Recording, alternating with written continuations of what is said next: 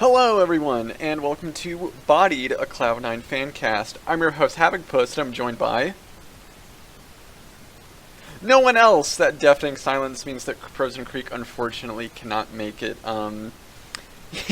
There's some storms in the area, and on top of that, like, his roommate forgot to pay his power bill for the month, so he's just without electricity, probably. So it has come upon me to do just a quick solo episode. There's some stuff that happened over the week, but there wasn't too much. Mostly just some house cleaning stuff. I do want to talk about C9's Rocket League performance at DreamHack Montreal, I believe, as well as the London Spitfires playoffs for the Overwatch League Season 2. But a couple of housekeeping things first. Cloud9 has announced a sort of like a Worlds like merch bundle. So go check out their website. They have this really sick, like, they have like jackets and like sweatshirts. It's really neat. It says like Cloud9 in a bunch of different languages. And then, you know, like for, I'm not sure if it's short sleeves too, but like for long sleeves, it has like different flags of different countries on the side. I assume that it's representing maybe like all the nationalities that has played under Cloud9, or just like in some countries in general. It's really cool. It's super dope looking. I like kind of like the minimalist design, but also celebrating sort of international competition, and Cloud9 is more of a worldly, global brand rather than a, you know, simply a North American brand in how it started out. Also want to give a congratulations to Blabber. He did hit rank 1 in solo queue before Cloud9 went to Europe to boot camp for Worlds. So, you know, congrats to him. I would imagine it's especially hard to get rank 1 as a jungler, just because that position is much more kind of like supportive oriented, but also you have to like carry sometimes. So, you know, it being like really difficult of you, you know, having to like support your team but also carry your team, and having to kind of like do a whole bunch of other stuff that like laners just don't have to do. I imagine it can be really difficult to get to rank 1, so really good on him for getting rank 1. Also, final kind of housekeeping thing. If you are a big fan of Rainbow Six, there is a skin out for, I'm not sure what the character is, Valkyrie. In Rainbow Six, Cloud9 has a Valkyrie skin, and I have to say, it's really, really dope. You have like the logo, you know, she has like sunglasses, she has a little like tattoo mark on her cheek there. The gun has like a couple Cloud9 logos. It's blue and black, and it looks really nice. It looks really like just top-notch, you know, how a skin should look, you know, for Cloud9. So definitely pick that up if you can, because it looks super sick. I would get it if I played Rainbow Six more and could actually play it. But I'm garbage, so I don't. But yeah, moving, I guess talking about the results, Cloud9 Rocket League was at DreamHack Montreal, and they were able to get all the way to the quarterfinals in some really just, some were nail-biters, some were really close, against a few teams. I know they had to play Dignitas to get into the quarterfinals, and it was definitely a pulse-pounding affair for sure, but they ended up winning, which is really good. And then they had to face Vitality, you know, who won, they won the World Championship last year for Season 7. It went to a full 5 games, and the last game went to overtime, and we just heartbreakingly squishy misses a goal. You know, I would say it was kind of easily, he could have blocked it, but he missed it. Maybe he misjudged the different, you know, the distance or how much boost he needed or what, but he misses the block, goal goes in, and Cloud9 lose and drop out in quarterfinals. It was really heartbreaking, but the team looked really good, especially after bringing in their coach, Firebrand, I believe is his name. The team looked a lot better. They looked a lot more focused. They looked a lot more together. And I'm really excited to see how the team goes forward, with a coach like this who is known in the scene for a while. He has a lot of experience, and I'm hoping that we can really elevate our play to something that's a lot higher, and maybe even place maybe in go from top 4 to maybe top 2 in a few tournaments. Unfortunately not this one, but I think the potential is there for us to improve even greater. So I'm super, super jazzed to see how the team plays in the future. It's unfortunate that we lost. I believe we won. I think the last DreamHack that we were in, we won. So I was kind of hoping we would win another one, but it happens. I think that I'm usually not as critical against the Rocket League team as I am versus other teams, and I think that's because they've shown that they can be very consistent, and they can play like where you need them to play at. So, I think that, it's unfortunate, it's heartbreaking, but I think that they can bounce back and they can put up the top 4 results that are expected of them. The London Spitfire, however, kind of a nice segue.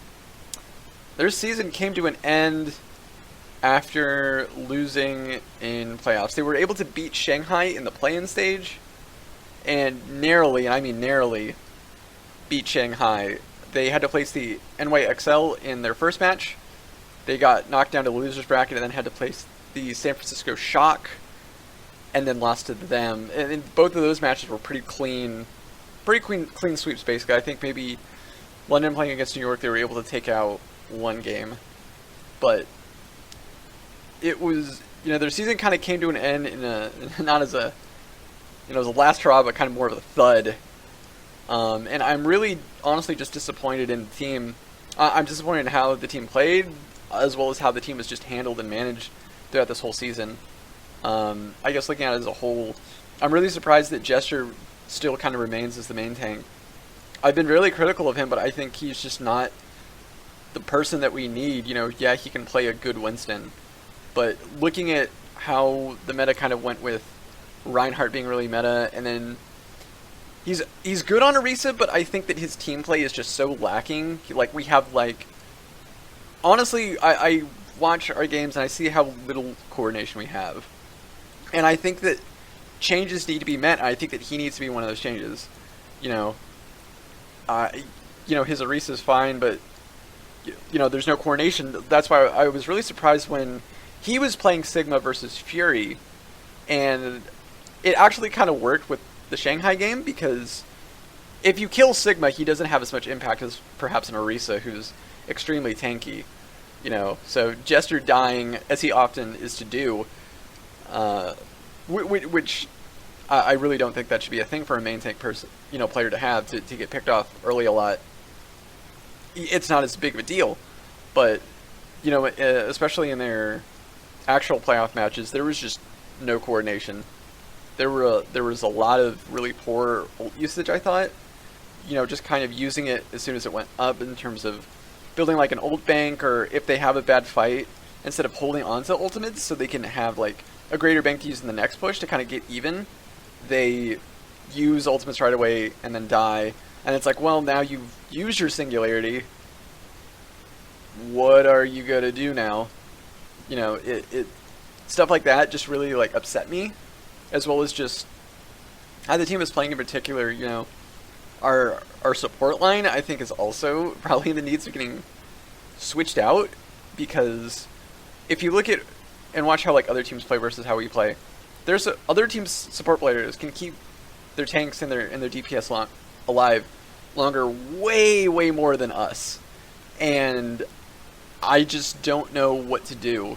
I think that you can maybe keep Nuss if you really wanted to. I think Nuss is way better than Quartermain, and I have no idea why he was starting so much over Nuss, when Nuss is better communication-wise and has a lot more experience coordinating the team than Quartermain does. But personally, I think Nuss is a better support player than Quartermain. If anything, keep him, but I think we need a better off-healer who can be coordinated and keep the team alive longer and do a better job than I think Badosin does. Krillin is a rookie. I'm not sure where he ends up, if he's going to stay with us just to be kind of still in training, or if we do away with him. I could go either way. But, it's just really hard to watch our team constantly just die, and it's just like, well, where's our healing? And I guess moving on to DPS, that's another big issue. Birdring did not play in the playoff matches. He played during the Shanghai match. He was not present at all in the NYXL match. He was not present at all in the Shock match. And the rumors are flying, and what is being said is Birdring's attitude is essentially getting him kicked off the team. There's nothing official being said, but Portillo, who is the social media manager for Cloud9, he did tweet before deleting it saying, imagine losing a winnable series just because of a kid's attitude. And kind of directed probably at Birdring. Birdring also deleted his social media, like his Twitter's gone. I think his Instagram is also gone, maybe. And, if Guard is playing over Birdring, and Guard really has never really looked that good, which, as an aside, I think is really funny, because he was brought in for the GOATS meta because he was known as a very good Sombra, and then you bring your Sombra player in, and he's playing just about as mediocre as, as kind of his Birdring or anyone else on the team is. So if Guard is playing over Birdring, that's a very serious issue. Whether Birdring's just having an injury or his attitude basically got him benched is something that is definitely going to be watched and looked at as the offseason kind of goes on and we start seeing a lot of teams make their moves. I think Prophet tries. Prophet's really good. I don't think that this meta suits him at all, but, I think Prophet is one of the few consistent players London does have. I think if he has a healthy, reliable tank line with a reliable support line that can actually keep him alive and safe, then Prophet can do miracles. But if the tank line is not being coordinated with the support line, and the support line isn't being coordinated with everyone else, the team's just going to fall apart. And that's what we've seen happen time and time again this season. I think personally, the only people we should keep is Prophet and Fury. Maybe Nuss. Get rid of everyone else and start over. I'm sure there's a lot of players that London could keep. Not keep, but could pick up. Just because C9 has a bunch of money, I assume that they would be able to sign a bunch of players over and elevate the team exponentially just by getting players that are way more coordinated and can actually play as a unit rather than if Gesture, Birdring, Prophet, and Fury all individually do not pop off, then it's just a lost cause. Which really was the theme of this season and kind of an ironic thing considering, everyone's like, oh, well, London were smashing in scrims, but then the season started and then they just kind of sucked. So there's a lot of things behind the scenes that we don't know about. And I guess my final thing is get a head coach. Get an actual head coach. Coach 813 was a failure because he was coming in. He came in from StarCraft, and I think maybe League. He didn't have a lot of Overwatch experience, and the Overwatch experience he did have, his teams didn't do that well. I think that 813 was not a good fit for our team. And it could be just that the team is uncoachable as it currently is, which gives even more incentive to replace a lot of people and then get a good head coach.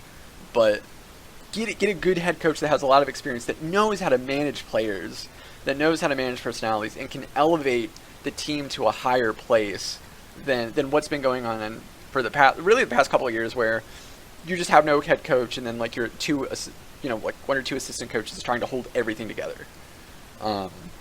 It was kind of I'm kind of seeing now that maybe last year was a fluke in us winning. I mean, it's a good fluke. I'm not going to say like, oh, that was a fluke, that championship doesn't count. The championship totally counts. That's not what I'm saying. What I'm saying is the fact that we were able to do so well in playoffs was a fluke because the meta was at a place that everyone on the team was extremely comfortable with, and it was something that allowed the team to play as individuals to their utmost comfort rather than what is now, where the team just can't adapt to anything, and anything outside of that comfort zone, they can't do as well. So, I guess to end a rant, the Spitfire has a lot of work to do with their roster and their team. I am really hoping for some changes. How big those changes are kind of remains to be seen, but I'm hoping for at least something good. I'm really looking forward to next season just to see what happens. If anyone is interested in watching, I guess the rest of playoffs, we have a couple of games on September 12th. It's the Atlanta Reign versus the Hangzhou Spark, and the LA Gladiators versus the San Francisco Shock. On Friday, September 13th, we got New York Excelsior and Vancouver Titans, and then the rest of the matches, I guess, are determined for that weekend. And then the finals would be September 29th. So if anyone wants to keep up and watch the rest of the playoffs, you're free to do so. I guess to kind of close out and kind of finish the episode, I can talk about the C9 Invitational, or I guess everyone else is calling it the Gauntlet. It was a really kind of exciting event. CLG played Clutch, and Clutch then played... No, Clutch played FlyQuest, I think. And then, wait. I can't remember who, but Clutch and CLG and TSM played some people. The TSM Clutch series was amazing. I loved that a lot of games around this time were going to a full 5 games. A lot of finals and a lot of big, important matches were going to all 5 games, so it's like, just yes. We're getting the utmost League of Legends. We are getting a determinative game to show like who is going to be the best in the series and who deserves that spot. And I was actually so happy that Clutch got it. I think that TSM really didn't deserve that spot with how they had been playing, as well as just how the org has managed that team, to where it seems that no matter who comes in as a jungler, their talent is immediately stripped away. Sven is also seems to be like a shadow of his former self in terms of how he plays. He does not seem to do nearly as impressively as he used to, and I think that just comes down to how the team has been managed and how the team has decided to play. You have once like aggressive and talented players playing now so passively, and I think it's because it's all dictated by Bjergsen. Bjergsen is the star of the point man, and Bjergsen is dictating, I want to play a passive game. I want to force mistakes, but I want to play a passive game to where I can get to a point that I'm comfortable, and then we can then try to start playing maybe a bit more proactively and actually try to press the issue. And I think that that's the problem. TSM has always played this way for so long, and it has gotten them to a bottleneck of Bjergsen wants us to do it this way, so we have to cater to Bjergsen. And that just, I think, has stunted the playmaking of TSM, as well as I think Reggie is still extremely involved with how his team is run. Not from the sense of roster, but from how are they playing, what players are they making, and the strategies that go into the team. Jack and Steve, I guess, is sort of a polar opposite example. They're very invested in their team, but they let their coaches do the work. Jack allows Reaper to coach the team, to tell them like, hey, you're playing like this, you should be doing this. We're gonna try to go for these picks and everything and stuff like that. You see Reggie. Reggie is so involved with this team. It's almost like their actual coach doesn't exist. And I think that it kind of upsets me to see this, just because it's almost like Reggie can't let go that he's not a pro player anymore. And he's trying to coach this team, and I think it might be a force of habit for him, because whenever TSM did go kind of in the red and hit like a critical point, he would always jump in to try to motivate them, but he's trying to, I think, control a team that should be out of his control. He can sign paychecks, he can be involved, he can be a point of emotional support, help their morale and support them, but Reggie should not be dictating how the team should be operating. That's the coach's job. And I think that since Reggie is so focused on trying to be super involved, I think he's actually hurting TSM. I mean, when was the last time he played? Like years ago. You know, he has quit being a pro for forever, and I think that I don't know if he can just kind of step in still and say like, oh well, you know, I think this, and give them tips and pointers and whatnot, when he hasn't been in a professional environment of playing for forever. So I think that and multiple other issues have just plagued TSM for a while, and it's really starting to finally show that TSM is being mismanaged and just struggling. A lot of people are actually saying that Bjergsen might go to another team since his contract is up this year. People are saying, hey, maybe 100 Thieves should get Bjergsen. And that would be an amazing thing. I think Bjergsen should definitely explore more options. You know, he's been on TSM for so long, and I think it's really like stunted his growth. I think it's stunted the team's growth. I think he needs to move on to a different place. I guess if you ask the question, would Cloud9 like Bjergsen? I don't know. I think maybe they would actually be more comfortable with Niski over Bjergsen, because Niski is at least a lot more active and aggressive. Sometimes to the team's own detriment, but I think he works out a lot better than Bjergsen would, since Bjergsen likes to play much more passively and kind of more methodically. But I think that, you know, things within TSM need to change. I think Clutch, on the other hand, whatever they did to turn it on and really look like just a hot team, they need to just keep doing that. You know, Cody's son looks amazing. Demonte looks amazing. Lyra played like really well. Lyra hasn't played well in a while. You know, Huni was looking like top form again. I don't know what they did, but Clutch was just on fire, and Clutch was looking good. And I was really happy to see Clutch win. I was really happy to see them pull it off and go to Worlds. Demonte looked so happy. You know, it was just a beautiful thing, and I think that a lot of players on that roster definitely deserve it. And I think that, you know, I think ThinkCard is also Clutch's coach, which he used to play for. He used to be Cloud9's coach, and I think he maybe coached like their academy team or something. But, you know, ThinkCard to go and be coaching a team that goes to Worlds, I think he definitely deserves it too. And I think, you know, this is just a great thing for Clutch. I'm really happy that they got to go. I think that this was definitely, you know, if you were going to look at all the teams and say like, which is the third seed, I think Clutch is definitely, you know, at the end of the season, seeing how they played, this is definitely a Worlds worthy team. But yeah, right now the team is in Berlin, I believe, boot camping, getting ready for Worlds. There's not much news, not much to really talk about. Sneaky is doing his boot camp stream, so if you want to watch him in his various adventures, tune into that. It is on European time, so you may have to watch it during the morning rather than versus at night. But yeah, I got nothing else. Remember to follow us at C9Bodied, and I'll see you later.